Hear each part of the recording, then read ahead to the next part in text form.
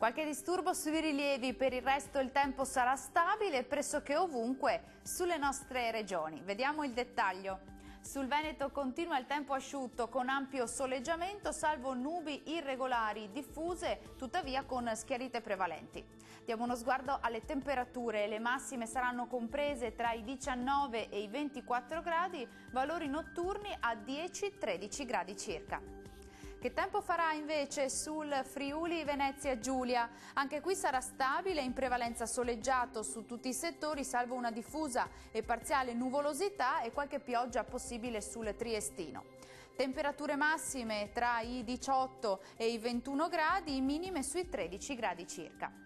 Concludiamo con uno sguardo alla situazione meteorologica del Trentino Alto Adige. Cieli più nuvolosi con locali piogge sui settori alpini di confine, al pomeriggio qualche temporale anche sui rilievi del Trentino.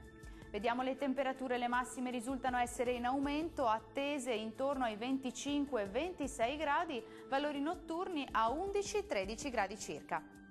Il mare sarà generalmente poco mosso, i venti moderati nord-occidentali, localmente deboli da nord-ovest sul Golfo di Trieste. Per ora dal meteo è tutto, arrivederci!